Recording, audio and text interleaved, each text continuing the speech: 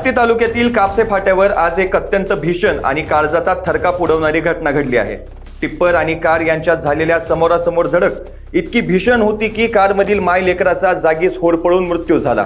आष्टी पंचायत समितीचे ग्रामसेवक तथा प्रसिद्ध कीर्तनकार हरिभक्तपरायण श्री हरिपुरी महाराज यांच्या पत्नी आणि मुलावर हा काळाने घाला घातला आहे। मिळालेल्या माहितीनुसार हरिभक्तपरायण श्री हरिपुरी महाराज यांची पत्नी पुष्पा श्री हरिपुरी आणि मुलगा ऋषिकेश श्री हरिपुरी हे कारने आष्टीकडून बीडकडे जात होते।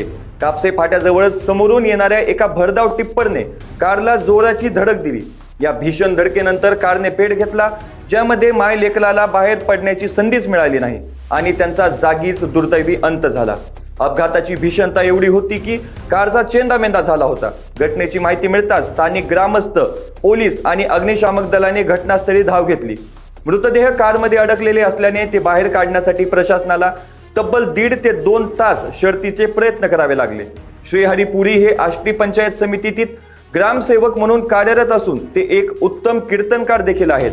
ज्यावेळी ही हृदयद्रावक घटना घडली त्यावेळी पुरी महाराज एका कीर्तनाच्या कार्यक्रमात व्यस्त होते अशी माहिती समोर आली आहे। या घटनेमुळे संपूर्ण आष्टी तालुक्यासह बीड जिल्ह्यात शोककळा पसरली असून सर्वत्र हळहळ व्यक्त होत आहे।